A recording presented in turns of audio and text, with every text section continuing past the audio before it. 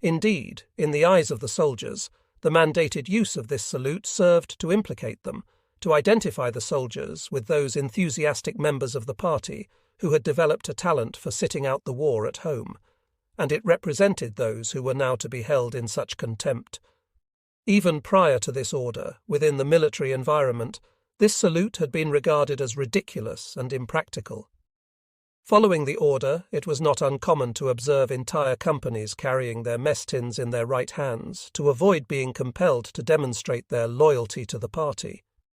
In view of the circumstances we were facing on the front, our concern for the politics of the attentat was short-lived. The average soldier on the front was so immersed in the difficulties of survival that little time was spent brooding over its consequences. In later years, among circles of friends, we revealed to one another that the entire affair caused not a tear to be shed among us. Any sympathy for politicians, regardless of the situation, had been eliminated through years of deprivation and suffering on the front, and during the endless months and years of captivity that followed. Above all, however, we were bound to our duty by the oath we had sworn as soldiers of Germany, to swear, with weapons in hand, to defend our country even to the sacrifice of our lives. Not even a change in command or policy could free us from this oath.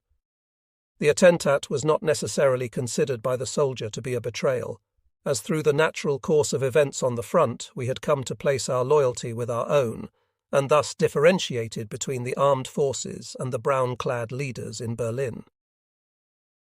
It was 15 years later that I learned the story behind the death of our general, who, in my mind, had served as an extremely brave and talented division commander, a fine officer, and an unforgettable leader in the memories of those who knew and served under him. The report of what had occurred was generously provided to me by the general's son and his widow, who had received the information in a letter from Frau Dr. Charlotte Pommer of the Staatskrankenhaus in Berlin. The general had taken refuge in the home of an architect in Berlin, a deed for which both the man and his wife paid with their lives. The government of the Reich had placed a bounty of 500,000 Reichsmarks for information leading to his capture, and the Gestapo was set in pursuit. According to the former German Red Cross nurse Gertrude Lux, General Lindemann had been shot by one of the Gestapo officials who brought him to the State Police Hospital, Berlin, NW40, Schönhorststrasse 13, on the 3rd of September 1944. This particular official wore a ring bearing the initials AT or TA. She was informed that these security service officials, while serving under the direction of Kriminalrat Sade, had entered the residence on Reichskanzlerplatz, in which General Lindemann was hiding. After their arrival, the general managed to lock himself in a room on the uppermost floor, and then attempted to climb out the window onto the roof. The Gestapo official managed to kick in part of the door, and quickly fired 2 shots toward the figure as he was attempting to climb through the window. At this point, the general obviously collapsed, and the official then asked if he had been hit, to which Lindemann replied, "Yes, I think twice." At 14:30, the general was brought to the hospital with a gunshot wound in his abdomen and a flesh wound in his upper thigh. The hospital staff was instructed to care for the wounds he had received during his arrest, and the handling of the patient was classified as top secret and was to be dealt with accordingly. While preparations were being made to care for his wounds, he took a seat on a stool and was then placed on an operating table where his right wrist was secured. He expressed concern about the binding of his hand, and it was explained to him that the precaution was normal procedure prior to surgery. An anesthesia was then intravenously administered, and as he slipped into unconsciousness, the general spoke in a loud voice, "I am General Lindemann. I am innocent. I am dying for Germany. Please greet my wife." The operation, which lasted 100 minutes, revealed that the colon had been penetrated twice, causing poisonous leakage that later infected his internal organs. The flesh wound in his upper thigh was tended as well. Following the operation, he was taken to room 116 of the surgical unit, where 2 Gestapo officials remained constantly on watch. While he was still under narcosis, both his hands were bound to either side of the bed. It was then arranged that an interrogation would take place when his condition permitted, and he was strong enough to withstand questioning. On the following day, the condition of the patient was much improved. The night nurse, Gertrude Lux, explained to the SD officials that the patient could not receive proper care as long as his hands remained bound, and managed to convince them to free the bonds during the morning and evening washing, which lasted for approximately an hour and a half. On the 4th of September, it was attempted through Frau Alexandra Roloff and Dr. Maria Dialen to notify the relatives of the patient's status. On the 5th of September, the bonds were removed from his wrists, and a post-operative examination revealed that peritonitis had set in, which made any immediate interrogation inadvisable. Despite the seriousness of his wound, his circulation and blood pressure remained relatively acceptable. During the numerous air raid warnings with which Berlin was plagued at this time, he was removed from his room and taken to the operations bunker. He noticed that the SD official went to lengths to ensure that he was always taken to a very safe area, probably as much for the security of the SD personnel as for the security of the general. One time, when the SD guard momentarily left his charge alone with the nurse to relieve himself, General Lindemann asked her, "Nurse Gertrude, how is the situation at the front?" In view of the recent events, the nurse was unsure of how to respond to this curious question and hesitantly asked, "Aren't you aware of what is happening to you?" "Of course, but it is not of importance while so many are dying," he responded. On another occasion, he thanked her for caring for him and mentioned that he had 2 sons at the front. The isolated peritonitis developed into a general abdominal infection, and the general's condition began to worsen. On the 11th of September, a blood transfusion was ordered. At noon of the same day, the Gestapo personnel received a phone call to warn them that a plan to free the general could be in progress. For several days afterward, the SD officials kept a loaded pistol within quick reach on their night table. On the 13th of September, Professor Hoch, chief surgeon of state hospitals, examined the patient in the surgical ward. When he introduced himself, General Lindemann simply closed his eyes and did not reply. The professor opened the wound and drained an abscess without administering anesthesia. The general did not speak or utter a sound during or after the examination. Following the examination, Professor Hosch contacted Kriminalrat Sade by telephone and explained to him that the condition of the patient was serious and that an interrogation must be conducted as soon as possible if they wished to gain any information at all from him. Following this conversation, Dr. Charlotte Pommer contacted Dr. Tietze, the director of the internal section of the hospital. It was decided that the patient would be given a large dose of Pantopon rather than the regular hourly application of circulatory medicine during the night. This decision was never put into effect, as approximately half an hour later, more Gestapo officials appeared and interrogated the general for a period of approximately 2 hours. On the evening of the 13th of September, news of his arrest was broadcast over the radio networks, and the next morning the incident first appeared in the newspapers. On the afternoon of the 21st of September, he was interrogated once again for a short period of time, and on that evening his condition worsened considerably. At approximately 0300, the 22nd of September, his blood pressure dropped, and about 2 hours and 15 minutes later he lost consciousness, never to awaken. Throughout his interrogation and during his internment at the hospital, he never expressed any outward sign of physical pain. After his death, his body was confiscated by the Gestapo, and his last resting place remains unknown. During the days of July and August, we became specialists in withdrawal and retreat, despite our lack of formal training in the practice of this art. The old Gefreiters thoroughly fulfilled their roles as the backbone of the battalions. Split up into small combat units, we were no longer routinely assigned to our own division, but were constantly shifted from unit to unit with seemingly little planning or organization. We became largely reliant on our own ingenuity for supply and support, and we learned that any given situation was likely to change without warning. Earlier, it had been standard procedure to establish a proper supply and support organization whenever new positions were occupied, which would involve the prepositioning of ordnance and rations for all personnel, including a systematic plan for caring for the wounded. With the breakdown of the standard order of battle, such systematic planning was no longer possible, and we found it increasingly necessary to provide for ourselves without expecting or relying on support from the higher command. We had developed a sensitive, self-reliant intelligence network that could inform us of the general conditions of our front. On a large scale, the lack of mail deliveries for an extended period of time became a sure sign that another major catastrophe had occurred. From our frontline positions, it was not always possible to discern what might have been occurring several kilometers distant from our location.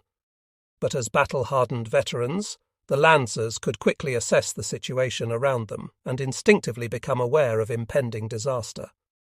From a distance, we could hear the heavy artillery barrages as the enemy prepared to strike a sector of the front, and from the far-off gunfire and the customary sound of throbbing engines and grinding of tracks associated with heavy armour, we could determine a breakthrough on our right or left flank, thus giving us only a few precious minutes to hastily prepare a withdrawal, the order for which would inevitably arrive at the last possible moment.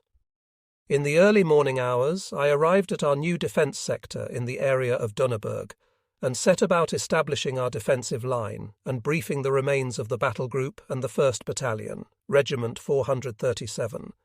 I was assisted by several NCOs and Obergefreiters.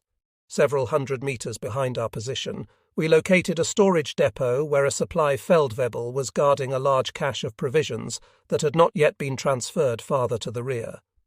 We asked him if we could be permitted to draw some of the supplies for the use of the Lancers, and carefully advised him that within a few hours this very location would become the front lines, adding that from our experience the first mortar rounds would begin falling around midday.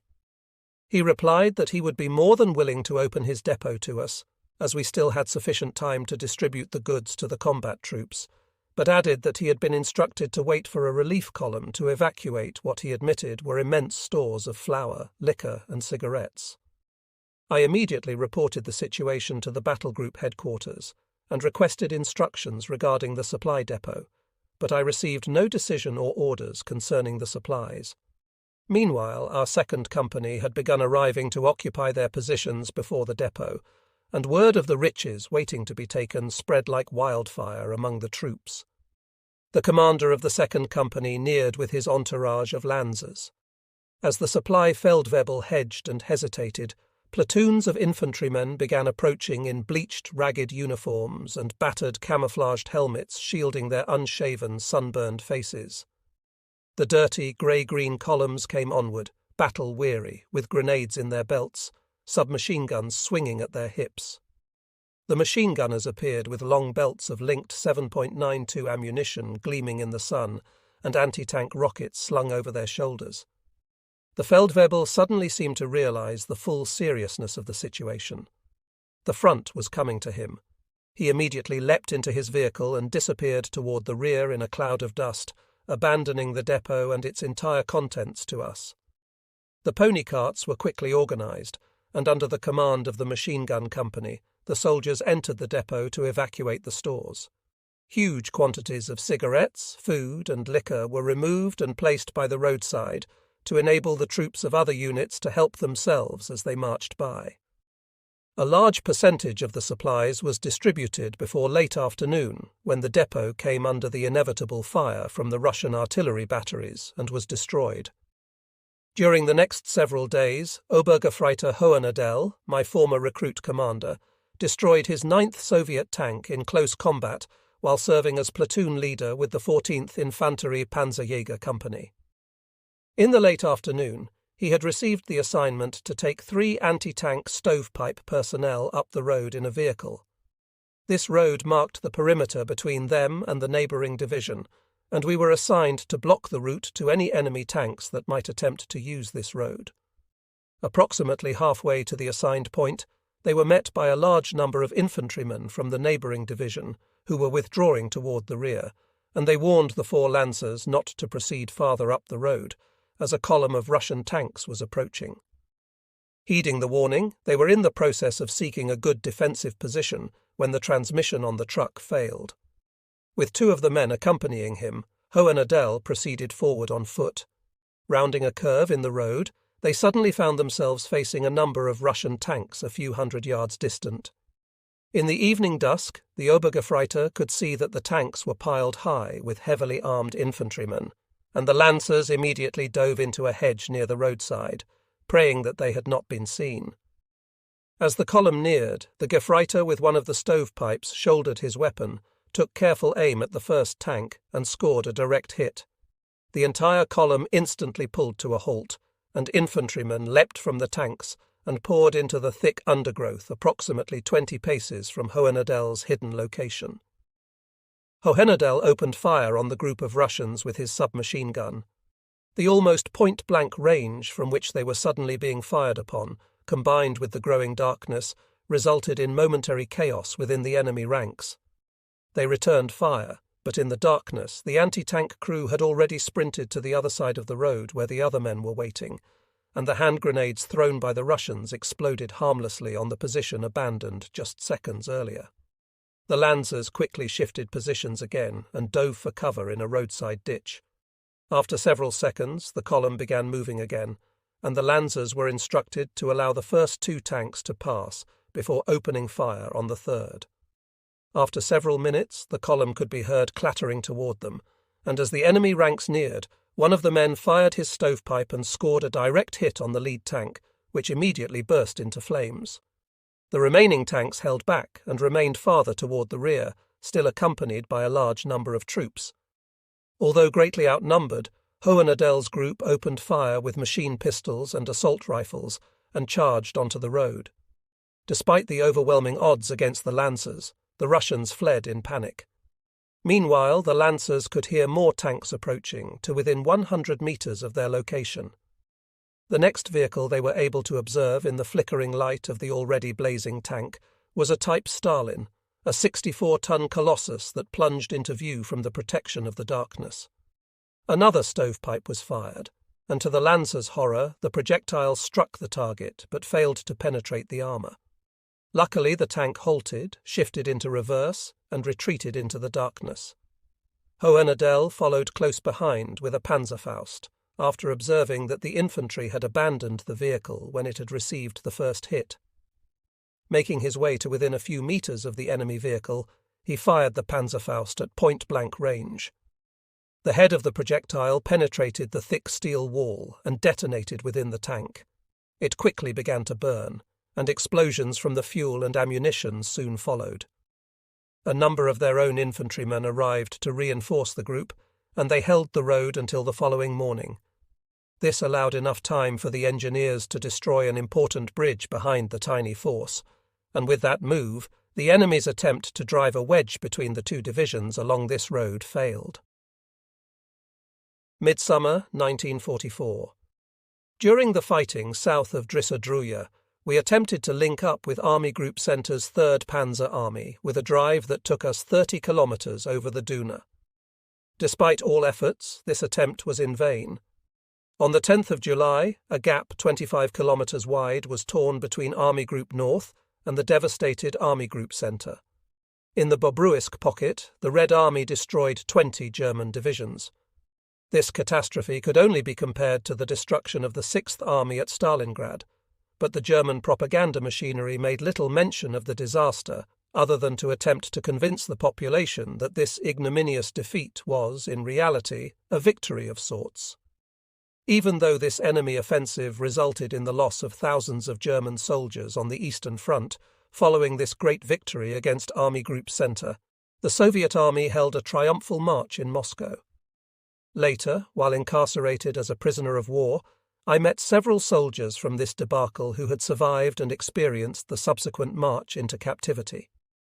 The German survivors, those who had managed to remain alive following the surrender, were transported to Moscow.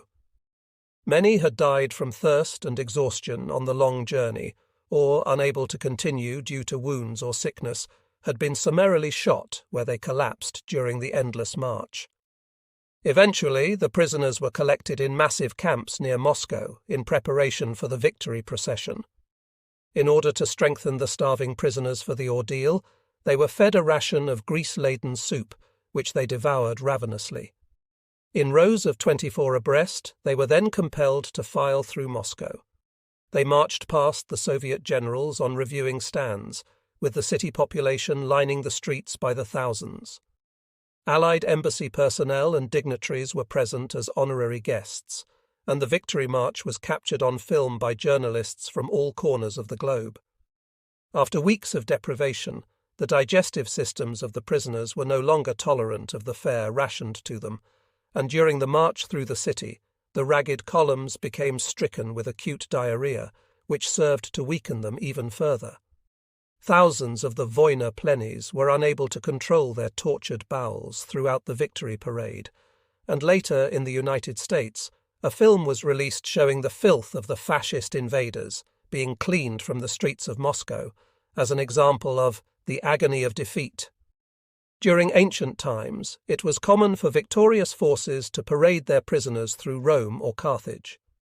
The prisoners would become slaves of the victors, but there was nevertheless often a semblance of protection through laws and basic rights. In the 20th century, prisoners were often afforded little or no protection in any form, and remained free game for the victors. One could beat them, work them to death, shoot them, or simply let them starve. It was widely accepted within the ranks of those fighting in the East that death on the battlefield was preferable to an unknown destiny in a Soviet prisoner of war camp. This mentality often played a role in the many acts of bravery demonstrated by individuals or entire units. During the closing days of the war, it was not uncommon for entire companies, battalions, and battle groups to fight to the last man, the survivors going into captivity only when ammunition was exhausted and wounds were too grave to allow further resistance. In July, a massive force of 29 Russian infantry divisions and an armoured corps of the 1st Baltic and 3rd White Russian Front pushed through the gap in the defences of Army Group Central and streamed westward toward the Baltic Sea.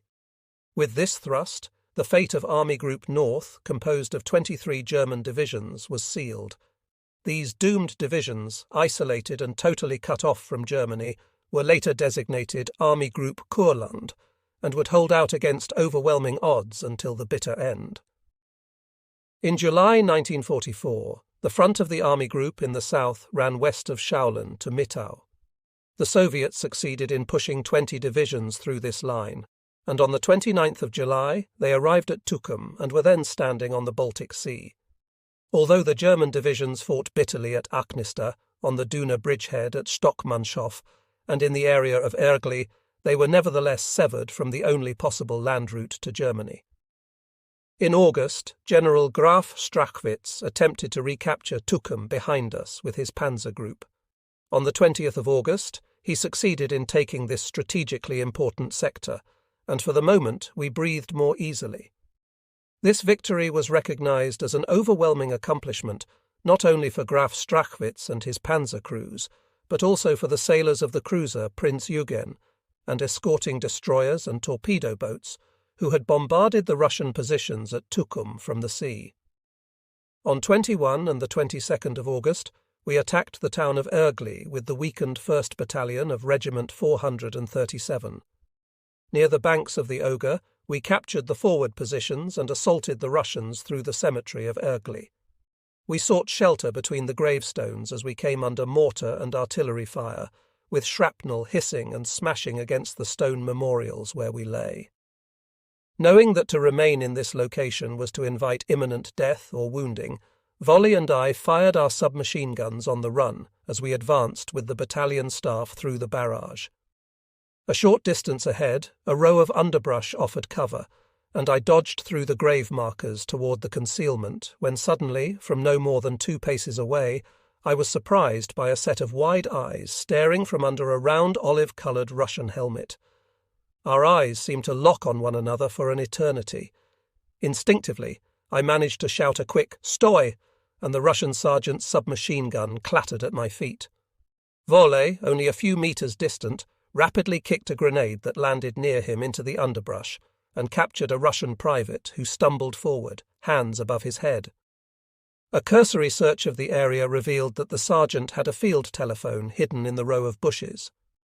Gefreiter Treiber from the battalion staff took it for our own use, but not before dialing the Soviet unit at the other end of the communications cable and shouting, "Fritzen, here, yes! into the telephone as they came on the line. The communications wire disappeared into the undergrowth, revealing to us the direction in which we needed to advance. The Russian sergeant had been directing the mortar and artillery fire that had threatened to cut off our attack, and with his capture, his unit could no longer receive information regarding our movement or position. We called in 80 mm mortar fire, as well as 150 mm artillery support from the 13th Artillery Battery on the commanding height southeast of Ergli, and behind this curtain of fire we assaulted the hill with 50 men. Wolle, a former artillerist who had served with the 132 Days Artillery Regiment in the Crimea, established liaison between our location and two of our division's batteries that had taken up positions behind Ergli during the night. As a means of holding the heights against overpowering opposition, we developed a new but dangerous tactic. With only a weakened means of defence, it was obvious that we would not be able to hold our positions without the unfailing support of the artillerists. During the night, we would establish 2 machine gun posts forward of the crest. As dawn began to break, we would evacuate these positions, withdrawing the Lancers to the lee side of the height, approximately 200 metres from the crest. Predictably, the Soviets would advance in the wake of our withdrawing units, and as soon as we observed the first Russian helmets appearing on the crest of the heights, I would order 105 mm barrages directly on our previous positions. This was unfailingly successful in driving the enemy back to their line, and in the evening light we would again occupy the positions. In this manner we were able to hold our positions on Egg Hill before Ergli for nearly 2 weeks. In the last days of August, Lieutenant Steinhardt reported to us with 80 men from the Luftwaffe as reinforcements for the battalion. They were assigned to Grenadier Regiment 438 and adjusted quickly to their new role as infantrymen, proving themselves reliable and brave fighters. Throughout this period, we maintained an excellent relationship with the regimental commander, Oberst Siertz, and his adjutant, Hauptmann von Deimling. In the closing days of August, we were pulled back to serve as the regimental reserve to the old Ergli estate. After a long period of fighting rearguard actions, we had finally been placed under the command of our old regiment again. It was now commanded by one of the old Hatchets from Regiment 436, Major Oxner. He had heard of our defence of Egg Hill, and he approached us as I and 120 men from the battalion lay resting in the churchyard of Ergli. He greeted me warmly, and with his arm about my shoulders, we spoke briefly of old times that we had both enjoyed with the regiment. It remained unsaid, but we were fully aware that in all likelihood we were approaching our last and final battlefield. As we spoke of so many of our comrades that now lay buried in Russian soil, he paused long enough to gaze on the tattered, filthy survivors lying on the earth exhausted, and with moist eyes he suddenly turned and departed. The days of the Heldenklau descended on us. The rear support personnel were being rounded up in ever greater numbers and pressed into service as infantry. Luftwaffe personnel still wearing their blue-grey uniforms and without a single day's training in infantry tactics, and only cursory instruction in the use of automatic weapons, found themselves reporting to us, fully unprepared, yet willing to face an ever stronger enemy. For those in the rear, far from the Russian guns, the term transferred to the infantry had taken on a new, ominous meaning. The threat of serving in the front lines, where the mortar and artillery rounds burst, where snipers considered killing the unwary as a rewarding but deadly sport, and where men slaughtered one another routinely from almost within arm's reach, was enough to make the blood run cold in the veins of many a rear echelon warrior. The phrase punitive transfer was heard among the troops more often. This term was regarded with disgust and contempt by the older infantry veterans and survivors of many battles, and the practice as a penalty for a perceived or real infraction served to promote ill feelings between the battalion veterans and those troops who had been transferred to us for disciplinary reasons. As that became more commonplace, the professional infantrymen were obliged to ask themselves if the years spent in the foremost lines, the deprivations suffered, and the horrors experienced had been regarded as nothing more than a disciplinary action. There was one Generaloberst in particular whose highly esteemed rank insignia could, in the minds of those who had personally experienced his peculiar style of leadership, only be credited to the Golden Party badge he wore, and to his philosophy of placing his loyalty to the National Socialist Party above his loyalty to the troops whose lives were entrusted to him. Generaloberst Schörner made a practice of punishing lancers, non-commissioned officers, and officers with immediate transfer to the infantry for any insignificant infraction. It was generally agreed that this high-ranking gentleman obviously understood nothing of the code of honour held by the German infantry. By sending offenders to the infantry as a form of punishment, he contributed to the degradation of the soldiers' willingness to sacrifice themselves for what they had been taught was right and just. One evening, a non-commissioned officer, trained as a weapons specialist, reported to me for duty from battalion headquarters. He informed me that he was reporting as ordered by the Generaloberst and was to be demoted in rank and placed in the foremost lines. The following day we received the punitive report, carefully printed as an official document bearing the letterhead of Army Group North, signed by the Generaloberst with an oversized S as the initial for Schörner. This highly trained Feldwebel had been a precision toolmaker by profession, had attended the Army Weapons School, and as such could be considered an irreplaceable asset to his battalion. The Generaloberst, so he explained, was not concerned with how the battalion would keep its machine guns and assault rifles in repair, but with the idea that discipline must be maintained and that infractions would be severely punished. The perceived infraction had occurred when this Feldwebel was en route to a rearward weapons depot to obtain urgently needed parts for his unit's weapons.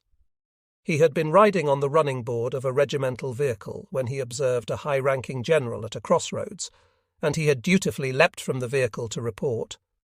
He removed his pipe with his left hand and held it at his side as he rendered the customary salute.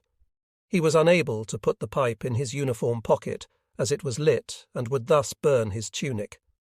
As he saluted, the general demanded to be shown the item he was holding in his hand. He showed the officer with crimson and gold collar insignia his pipe, and was immediately told to toss it away. The Feldwebel then dutifully tapped the pipe against the sole of his boot and quickly stuck it into his tunic pocket, an action that would have been considered perfectly acceptable by any reasonable officer. For this grave offence he was to be punished. He remained with us for several days at battalion headquarters, where he found employment repairing and refurbishing our battle-worn weapons. Almost 1 week later, I was approached by a one-armed staff officer who appeared unexpectedly at our headquarters. This lieutenant had been assigned the unenviable task of confirming that the sentence of the soldier involved in this incident was indeed being carried through. It was at this time that I made my first and only false report during my entire military experience. The man was killed in action 2 days ago. The officer then disappeared, and I never regretted the false report. It was the duty of every officer to ensure the welfare of his men, and I considered the Feldwebel's skill and his ability to keep our weapons in the best working order to be far more valuable to the war effort than simply to obey this preposterous order. During the last weeks, the division had been pulled back over the Russian-Baltic border, and once again we had European soil under our feet. The area had served as a geographic buffer for centuries between Central and Northern Europe, as well as between East and West. To the casual observer, the softly undulating terrain renders a peaceful atmosphere. The hilltops are loosely crowned with pines, maple, and oak. The shallow valleys are carpeted with grass, damp moor, and small lakes surrounded with birch trees. The landscape is interspersed with small, fast-moving streams that flow into the Duna River, which meets the Baltic Sea at Riga. The inhabitants were primarily engaged in farming or forestry. The earth is fruitful, and for Eastern Europe the climate is comparatively mild. Cattle, pigs, and sheep are raised in abundance, and the people live in wooden houses with a large living quarters, a bathing room, and solidly built barns for the animals. Large, well-constructed cellars are usually built in close proximity to the houses. During the fighting in the areas of Stockmannshof, Aknista, and Ergli, and from Riga to Courland, we used the cellars for battalion and company headquarters when possible. The local estates, somewhat smaller than those of their Prussian cousins to the west, are scattered throughout the land, with villages alongside primitive roadways that are constructed more for use by horse-drawn carts than for motorized vehicles. Although the farm and village dwellings display a distinctive Eastern architecture, the larger structures in the cities and towns are of definite German design. The cities contain churches and public buildings of Lower German Baroque style from the Middle Ages. The peaceful landscape, with clean homes, villages and towns, reminded us of our own homeland. This resemblance made our current situation, being severed and isolated from our familiar surroundings and families, somewhat easier to bear. The field kitchens welcomed supplies of fresh vegetables, new potatoes and pork. The supply officers and each company spies strove to enhance their reputations, competing with one another to provide the best possible provisions to the soldiers at the front. The last days of August found the battalions and regiments of the 132 Days Infantry Division engaged in battle west of Modon and near Encircled against an enemy immensely superior in material and manpower. Following this heavy fighting, it was necessary to disband the 437th Grenadier Regiment due to the heavy losses suffered without hope of replacements. On the 14th of September, the last commander of Regiment 437, Major Ochsner, holder of the Knight's Cross, was killed in action at Encircled. During the war in Russia, he had been wounded no less than 8 times, and had hardly recovered from his most recent wounds when he met his fate on the battlefield. At the beginning of September, Hauptmann Dedel assumed command of the battalion. He was a genuine Bavarian, known for his sense of humour and strong athletic build. He was recognized by his short-stemmed pipe, which he referred to as his nose-warmer. I remained on the staff, serving as battalion adjutant, while Wolle was assigned duties as the ordnance officer. Gerd Perner was our medical officer, and the machine gun company was commanded by the blonde Hauptmann Fred Fuchsius, whom we had nicknamed Peer Gynt. The few survivors within our old circle of friends had become inseparable. Only wounds or death could break the bonds of comradeship among us. This remained the only positive aspect we experienced during our total war. Following the dispersal of Regiment 437, the units were reassigned to the staff, the 13th Infantry Company, the 14th Panzerjäger Company of Grenadier Regiment 436 and Infantry Regiment 438. Only one Grenadier battalion remained intact, permitted to continue carrying the designation 2 Grenadier Battalion, Infantry Regiment 437, although it was now assigned to Infantry Regiment 436. Those of us from the 437th took pride in continuing to wear our old numerical designation. The regimental commander of 436, Knight's Cross winner Oberst Sepp Drechsel, was one of the few commanders to have fought through both world wars and survived. He had a sterling reputation for the absolute fairness and loyalty he consistently exhibited to his troops. He was a commander with a rare talent for knowing when the situation required a stern disciplinarian and when permissiveness could be accepted. The troops referred to him unofficially as Papa Drechsel, and those with a close relationship to him often took the liberty of calling him Uncle Sepp. The new officers and men immediately developed an excellent relationship with him. Once again, we narrowly escaped disaster. On the 14th of September, enemy forces, heavily supported by armour, broke through our right flank. They pushed onward, and on the 16th of September they bypassed Encircled, thus severing us from the main body of forces in the west. With this serious development, it was no longer possible to hold our positions. So once again we broke through the encirclement and occupied the heights to the west of Encircled. We held these positions for a number of days. The leaves in the trees began to take on the hue of autumn. In long columns we marched westward along the cobblestone roads, capturing ground further to the west, as our withdrawal was jokingly referred to with a soldier's gallows humour. Despite the losses we had suffered in breaking the Soviet ring that had recently closed around us, we continued to conduct an orderly retreat as we drew ever closer to the sea, from where we could withdraw no farther. Far to the north, the Russians had launched their offensive at the end of September between Narva and Pleskau. This offensive forced the withdrawal of all German forces north of the Duna, and the plans for the evacuation of Riga were set into motion. The long march marking our final retreat to Courland had begun. Riga is the ancient seat of the Order of Hanseatic Knights. We were provided the dubious distinction of observing the once beautiful city at our backs experiencing its death throes. The primitive roads were choked with the dusty columns of trucks and tanks. Lines of refugees with wagons and handcarts piled high with belongings filed through the Latvian capital day and night. The bellowing of confused and weary herds of cattle filled the air as they were driven westward over the brick-paved streets. The foreboding sight of Russian fighter bombers became a constant reminder of our dire situation as they screamed over the tiled rooftops, the five-pointed red star clearly visible on the shining silver fuselages. Autumn 1944 brought wind, rain, and cold nights.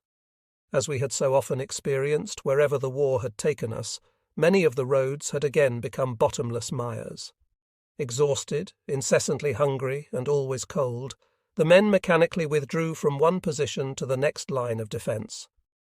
The only relief from the hounding enemy would arrive with the setting sun, when the encroaching darkness would shield us from the relentless eyes of death. The enemy forces, who quickly followed any withdrawal, would fill the void after our departure, swarming in endless numbers through the towns and villages. The clusters of infantry piled high on the giant T-34 tanks, the raging artillery and the low-flying aircraft would seek out our next line of defence, and again we would halt and turn to face our relentless pursuers. October 1944. Operation Thunder, the final withdrawal of the German forces to Courland and the evacuation of Riga, was carefully planned by the staff of Army Group North. At the beginning of October 1944, General Major von Natzmer signed the order that would concentrate the German forces remaining in the Baltic region into our final battlefield. On the 5th of October, Operation Thunder was put into motion. As the operation was executed, the 132 Days Infantry Division held its positions southeast of Riga. Beginning on the 6th of October, an entire army filed westward behind us and marched through the city and over the Duna bridges. The army group was able to hold only a narrow corridor, 45 kilometres long and 6 kilometres wide, between Riga and Schlock, which offered the only passage to Courland. All refugees and military units withdrawing before the Red Horde were compelled to cross the Duna and AA within this stretch of territory. It was necessary for 2 divisions, plus a mixture of various splintered units, to pass daily through this gauntlet, which had been within range of indirect Soviet artillery fire since the first days of October. The operation was a masterpiece in terms of planning and organisation, composed by the able General Major Frankiewicz of the 215th Infantry Division. His forces provided 1,000 officers and men for the organisation and control of the columns, which slowly but methodically wound their way toward Courland. Some officers from the reserve were assigned to maintain control during the evacuation, and Gustl Hickel informed me later that stringent measures were taken in an effort to maintain a flow of traffic and to save as many lives as possible. Any vehicle, regardless of whether the occupants were high-level staff officers or ragged Lancers, that became disabled due to aircraft strafing or artillery barrages, or that simply had run out of fuel, was unceremoniously pushed off the road to sink into the marshes lining the roadsides.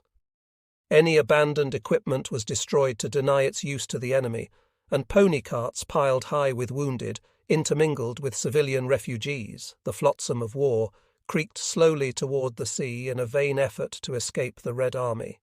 Cool and sombre, the night of 13th of October settled on the men occupying the machine gun and infantry positions in the suburbs of Riga. As a drizzling rain began to fall, the last infantrymen with our battalions, which had received the dubious distinction of serving as a rearguard, finally wound their way through the burning city. At the approach to the large Duna bridge, General Wagner, commander of the 132 Days Infantry Division, stood silently together with Papa Drexel. They wordlessly observed the field-grey forms filing past, the steady rhythm of worn boots on the cobblestones broken only by the occasional clank of a rifle barrel or submachine gun against a mess tin or helmet hanging from the heavy leather field belts. The flames rising in the heart of the city from the opera house danced against a black sky, casting ghostly shadows on the grey columns treading over the ancient bridge as a once-conquering army withdrew in tatters. At exactly 0030, my column approached the Duna Bridge spanning the river, which appeared black and forbidding in the night. At the head of those troops entrusted to me to guard the battalion withdrawal, I knew we represented the last forces of the German Wehrmacht to cross from east to west over the Duna in Riga. Nearing the two solitary figures whose dim silhouettes were visible on the bridge against the flickering light of a dying city, I drew to a halt and saluted. After a brief pause, during which we watched the ragged column pass in silence, the last general, major, and lieutenant passed to the other side. It suddenly occurred to me that at this very spot, 25 years earlier, Schlageter had stood with his cannon in a valiant struggle to prevent the Red Revolution from sweeping through the old Ordensland. At 0500, the dawn brought a wet and cold day. As the sun attempted to penetrate the thick grey horizon, an officer from a pioneer unit pushed the charging handle of an electric blast machine wired to the demolitions placed within the Duna Bridge. A gigantic ball of flame shot into the air over the river, and the atmosphere was rent by an enormous explosion as the bridge finally collapsed into the Duna, severing us once again from the Soviet army. Some 100 meters distant, a ferry carrying the last remnants of the rear guard was completing its crossing of the river. As the bridge sank into the swiftly moving current with a roar, large pieces of stone rained on the vessel, striking and severely injuring some of the withdrawing soldiers. Thus, Operation Thunder had reached its ominous end. Bravery and fear are emotions of the sane, and have no place in the suicidal quagmire into which we had been thrust. We had arrived at our new and final battlefield, Courland. For 3.5 years, almost without relief, the 132 Days Infantry Division had faced the enemy on the Eastern Front. This last front not only provided our final resistance against an overpowering enemy, a geographical location, but also served as the final culmination of our operations. As our homeland far away collapsed in fire and death during these last months of war, the divisions constituting Army Group Courland continued to hold ground, albeit growing ever weaker from many wounds. Ammunition was scarce. Our artillery batteries were allotted only 2 limited rations of shells daily for expenditure. Machine guns were permitted to fire only in the semi-automatic mode. The firing of entire belts was allowed only when the situation required the repelling of attacks. Our latest assault rifles, newly developed and distributed in the final months of the war, were sometimes rendered useless when the initial allocation of intermediate-sized ammunition was expended. The troops often resorted to relying upon carefully concealed caches of supplies hidden for such contingencies. This system pertained not only to munitions, but also to gasoline and food. The resourceful drivers had always held a few carefully hidden canisters of fuel in reserve. An extra sack of barley or dried rhubarb was always put aside for the horses. As our supply lines were disrupted more often, the movements of entire companies would sometimes depend upon the resourcefulness of the individual soldiers. Within the horse-drawn units, the condition of the animals was taken very seriously. All reports required statements regarding the status and condition of horses, as well as of troops. As with the soldiers, the ranks of the horses, on which every troop movement now depended, grew ever smaller. It was not unusual for the horse-drawn supply carts to cover a distance of 20 kilometers or more to the front per day, during which they were compelled to dodge artillery barrages and run gauntlets between squadrons of strafing fighter planes.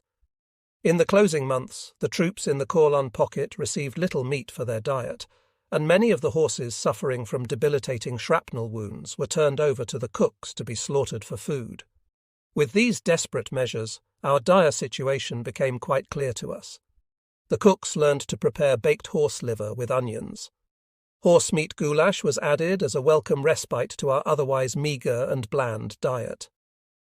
In the first days of January 1945, I was granted a rare furlough for valour, and I received from my company a large quarter section of smoked horse meat to carry as rations while en route to the homeland.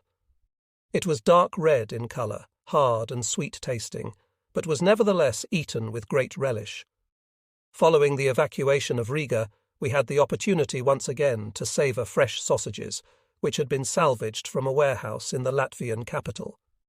While packed into Wehrmacht trucks and wagons en route to our new destination, we feasted upon the hard sausages and filled our bread bags with the delicacy. To deprive the advancing Russians of all foodstuffs, even the entire contents of a schnapps distillery was taken with us. We had been on the move for several days. Our withdrawal consisted of movement by night, digging in prior to the onset of daylight to hinder any sudden Soviet assault upon our open rear should the enemy attempt a massive push toward the Baltic. Ahead of our withdrawing forces, the roads remained packed with refugees fleeing from the red menace that followed at our heels. Ox carts and farm wagons, women, children, and the elderly marching through the sodden roads in files of misery and sorrow. The regiment took up positions in the new line of defence on Lithuanian soil, far to the southwest of Frauenburg.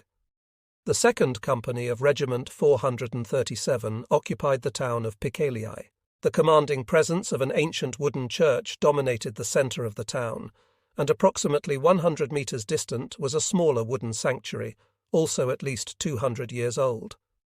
I inspected the buildings in the tiny settlement as we prepared to establish our positions, and chose a small log structure behind the sanctuary in which to locate our communications centre. The building was not imposing, but was sturdily built of thick timbers, with several small rooms that could serve as administrative office areas. Adjoining our communications office, I found a small room approximately 3 by 4 metres in size. One small window provided light, and on the rough-hewn wall directly opposite the window hung a 17th-century oil painting of the Madonna in a worm-eaten wooden frame. A large, ancient wooden bed occupied the end of the room next to the painting, complete with a threadbare but inviting mattress. Other than the Madonna and the bed, the room had been completely stripped of all furnishings by its previous inhabitants. A soft breeze floated through the open window. The shattered remnants of the glass panes that had once sealed it lay scattered on the floor beneath the gaping window pane. Unslinging my submachine gun, I hung the weapon on a hook that protruded from the wall beneath the painting, and in full uniform stretched out for a moment's respite on the bed to savour the unaccustomed luxury. In the distance, I could faintly hear the movement of the lancers as they worked to prepare and reinforce their positions.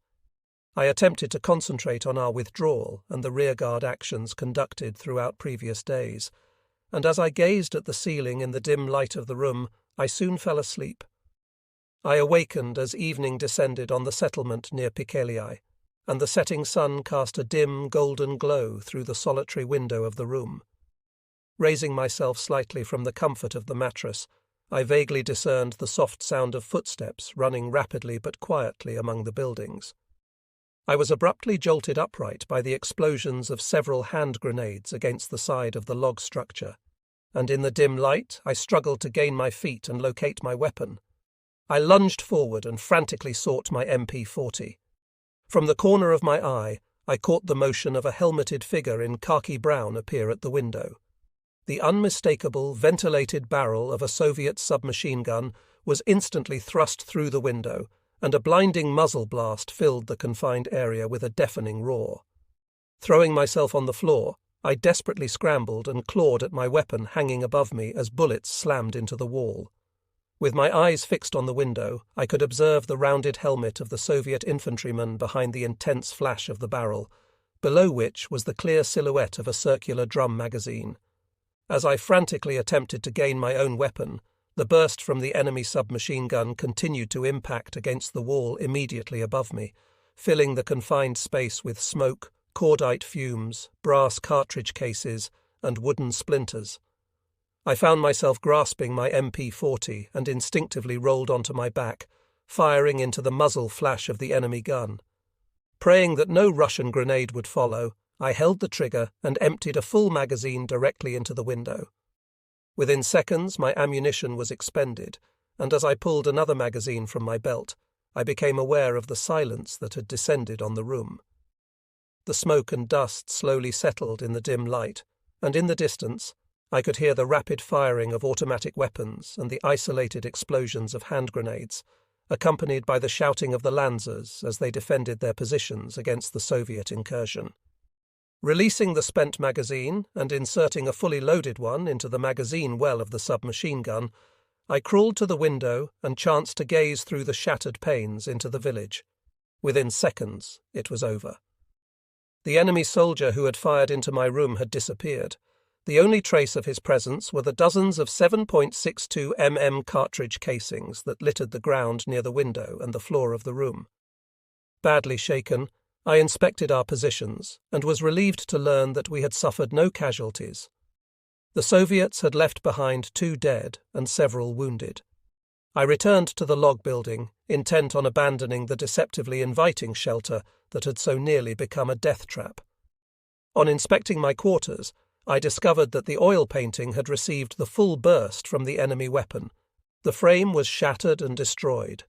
It was obvious that the enemy soldier, when hurrying past my window, had discerned movement at the very moment I sat upright on the bed. In his haste, he had instinctively thrust the barrel of his weapon through the window and had opened fire on the silhouette of the first human figure observed in the dim light. In the heat of the decisive moment, the silhouette of the painting had drawn his full attention, and he had concentrated his fire on it at a close, deadly range within the confined space. Only this had allowed me vital seconds to recover my weapon and defend myself. Several days later, the village came under intensive artillery fire that set the building ablaze, and I pulled the bullet-riddled painting from the wall and removed it from the shattered frame, resolved to prevent further destruction of the Madonna whose painted countenance had saved my life. Later, I unrolled the painting to further inspect the damage inflicted on the centuries-old canvas. It was then that I discovered that, despite the extended burst fired point-blank into the painting, not a single bullet had struck the face or body of the Holy Virgin. Numerous bullets had perforated the background area in a deadly halo of fire, but the countenance had remained untouched. This painting remained constantly with me until my last furlough to Germany, where I chose to leave it in safekeeping with my family as a reminder that, whatever outcome the war was to bring us, I had perhaps been protected on this day. The clergy in Piccoli had served as a conduit of German culture to Lithuania 2 centuries ago, and in the rough-hewn building I discovered spiritual books from the 17th and 18th centuries, as well as a lengthy manuscript describing the art of chemistry as being the source of all knowledge by Dr. Johann Caspar Ellenreider, printed in Hamburg in 1723. I took advantage of our momentarily quiet sector and spent nights reading by candlelight. The candles were manufactured locally of pure beeswax and emitted a pleasant aroma. We later removed the candles, together with the beautifully worked candelabra, to the cellar, in hopes that at least these works of art might survive the conflagration of Russian artillery shells, which we had learned was inevitable. One evening, one of the Lancers sat at the ancient organ. It required 2 men to pump the massive leather bellows, and played a chorus and the Song of Mary, which was audible even to the men in the foremost positions. Throughout the concert, not a shot was fired from either side. For some days, the tiny chapel remained untouched by the shells, as if the Russian gunners had made a conscious decision to respect a religious object of beauty. Eventually, it too fell prey to the vicious bombardment from unseen guns, and was soon completely devoured by flames. On this same day, a civilian appeared at our position, and in great distress he introduced himself as the priest of the chapel. When we turned over to him the sacral cups, the candelabra, bedding, and other items of economic and spiritual value that we had previously removed to a secure place within the cellar, he expressed joy and relief at having recovered the things so dear to him and his congregation. He later made many trips through the falling artillery shells to take with him what he could carry away to safety. The inhabitants of the town sought refuge in the surrounding forests in anticipation of the Soviet offensive and the inevitable capture of the town by the Russians. The priest left us to accompany them to their haven of relative safety, but not before giving us his blessing. In view of our very uncertain and ominous situation, we were grateful for his words of comfort. Apart from enemy attacks in company strength during the First Battle for Courland and the intermittent artillery barrages, our sector remained ominously quiet. It was not until mid-October that Russian tanks appeared near Polangen, to the north of Memel on the Baltic, which lay to our west, and we were brutally reminded once again that our lifeline to our homeland had been severed. The ranks abounded with rumours and news from mostly dubious and unconfirmed sources. We will break out toward the south and make our way to our lines as a moving pocket, strike the Russian flank as a levering force to push them out of East Prussia. We will shove the Red Army back over the borders of the Reich to keep Central Europe free from domination and slavery under the Red Soviet Star.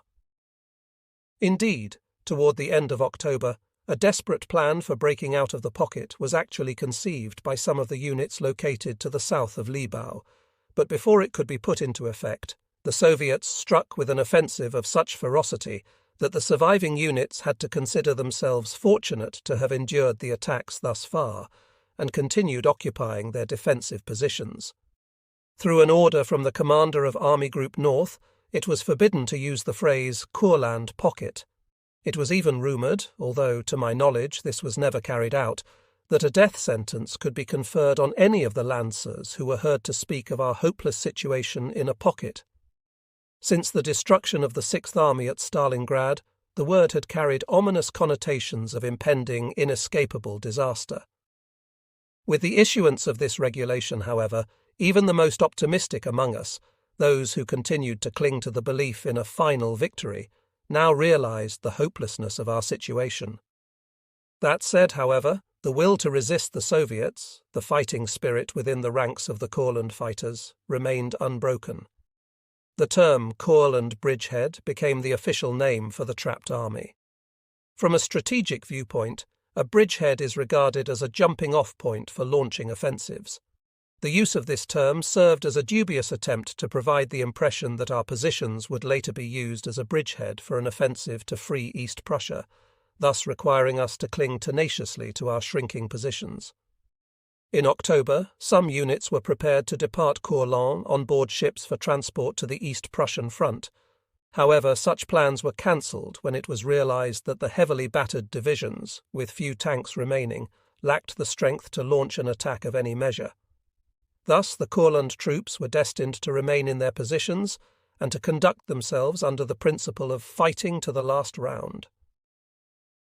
The strength and resolve of the men in the trenches could by no means be credited to the Generaloberst with the Golden Party badge. The attributes, will to resist, and sacrifices made had been instilled in the individual soldiers during the 3.5 years of war that the division had faced on the battlefields of southern and northern Russia. For these qualities we had no need of guidance from a political officer.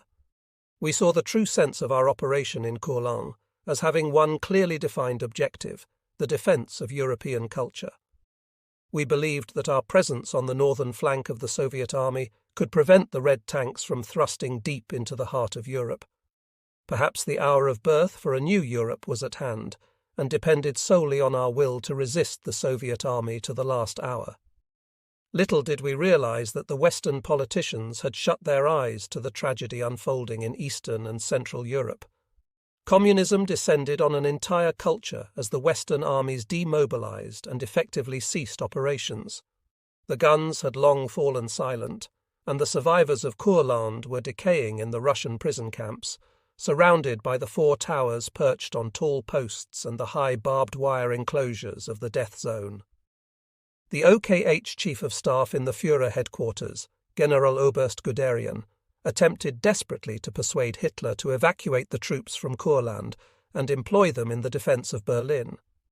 Soviet propaganda had made it clear for years, through the tons of leaflets dropped into our lines, that the final goal of the Red Army was the capture of Berlin, made even more obvious by the printed scenes of attacking Soviet soldiers storming the Brandenburg Gate, complete with tanks and waving banners.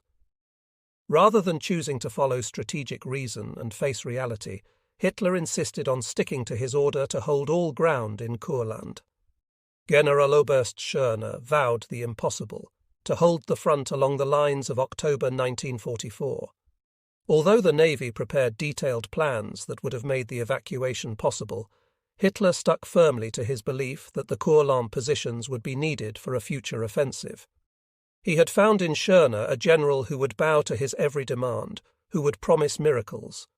The professional opinions of Guderian and other senior officers were dismissed, often accompanied by hysterical outbreaks of rage. Hitler would again launch into quixotic plans for new offensives, using divisions and men long since decimated in the expanses of Russia. Promises of new and revolutionary weapons would steer the course of plans and strategic decisions, even as the German industry was crashing in ruins under the weight of overwhelming fleets of bombers.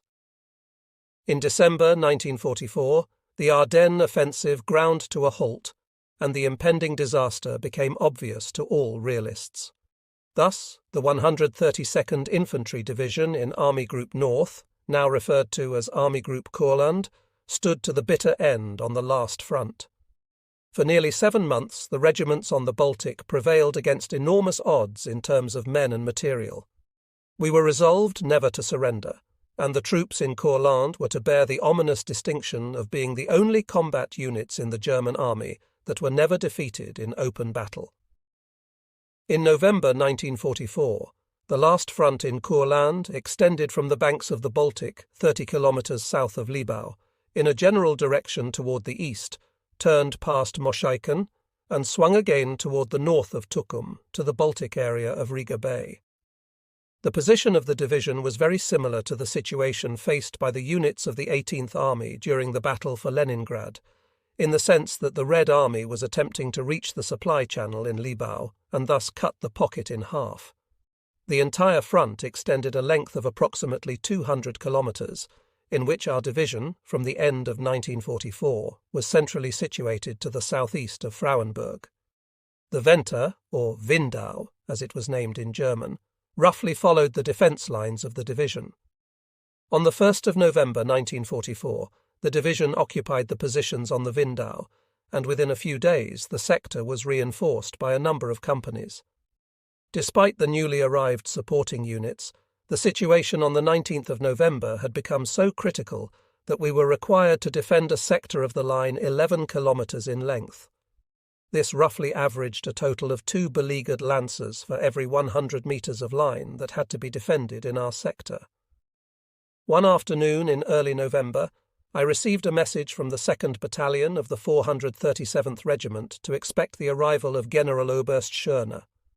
This dreaded and feared officer would be touring our positions and would expect a briefing on our situation upon his arrival. Schörner was notorious for his obsession with communication details. It was also widely known that when he found something he disliked, a hail of reprimands, demotions, and similar punishments would immediately follow. He would sometimes demote or promote on impulse, as the situation suited him. It was rumoured that his driver kept 3 uniform tunics in the staff Kubelwagen, and that on several occasions the driver had started the day as a Feldwebel, then for a minor infraction or perceived mistake was degraded to Schütze, only later to be promoted to Feldwebel again later that afternoon. Every visit to the front would be accompanied by threats, and those who served in the rear areas could expect to be punished by immediate transfer to the foremost lines. General of Mountain Troops Dietl, a professional officer in every sense, had once said of Schörner that he was better suited to serve as a field police Feldwebel, known to the Lancers as chained dogs, than as a general. This opinion was widely shared by the troops, who remained ever perceptive of their leaders. Ironically, this very same general, who had exhibited no understanding of the troops at the front, and who had callously condemned thousands of men to their deaths with his orders to hold untenable positions at all costs, was captured by American troops at the end of the war in an Alpine hut, where he had fled in an attempt to avoid facing his responsibilities when Germany surrendered. When captured, he was wearing a traditional Bavarian Alpine costume, for which he had exchanged his uniform and golden party badge. Only weeks earlier he had subjected untold numbers of soldiers to summary execution for similar displays of cowardice. The Generaloberst did indeed make an appearance to inspect our position. His Kubelwagen arrived in the late afternoon, bearing the impressive checkerboard pennant of a field commander, and I correctly greeted him in the prescribed manner, saluting him sharply as he approached. He responded with a surly, impersonal salute, after which he did not offer a handshake. I was immediately struck with the impression that he had arrived specifically to create problems for us. I had prepared the unit carefully for his inspection. At the dugout entrance were 2 sentries, meticulously outfitted in complete field uniform with helmets and rifles as required. The communications NCO, Feldwebel-Stenitzer, was personally occupying the field desk to ensure that everything went as planned. The radio men had repeatedly inspected and tested their equipment beforehand. All contacts with the Artillery Liaison Command and the forward observers were flawless. The General requested a status briefing on our sector, which I had prepared for presentation in advance. I had committed myself to portraying our situation exactly as I judged it, and I presented this picture to him frankly and honestly. Daily, a Russian observation balloon would appear on the horizon. Despite our repeated requests, no German aircraft appeared to disrupt the activities of the enemy observers. Thus, the Soviet artillery fired uninterruptedly on chosen targets as they desired. Moreover, we believed that a number of positions along the Windau in our sector were being taken under fire in preparation for a tank assault, which we expected to occur within the next several days. The number of troops was too few to hold the assigned sector. Our defences were too thinly spread along the line. The lack of heavy weapons, above all anti-tank weapons, was critical. Our supply of Model 42 Teller mines could not be used, as they lacked the necessary detonators. The esteemed Generaloberst was obviously not pleased to receive such a negative report from a junior officer. He abruptly departed, leaving us with the distinct impression that he was less than satisfied. It was later rumoured that while visiting the positions in the rear, he had shared bottles of wine with Artillery Battalion Shonsky and had openly complained about the attitudes of the infantry units on the line. He certainly had not aroused my trust or faith in his leadership, but had only confirmed the reports we had previously heard of his peculiar style of command. Not one single encouraging word had been spoken, either to me personally or even to those men shouldering weapons for him in the defence positions. I was accustomed to a different type of German general. Furthermore, he had ridiculed my assessment of the situation, rebuking my prediction of an oncoming tank assault with the remark that if and when such an attack did take place, it would be far to the west toward Libau. The great strategist was mistaken. On the 20th of November, a Russian artillery barrage pounded our positions and those of the regiment to our left, and large concentrations of Soviet tanks pushed over the Windau. In what was to be the second battle for Courland, the Russians tore through the front in several locations, including the sector held by our division. Only with reinforcements from various units was the offensive halted near Frauenburg several days later.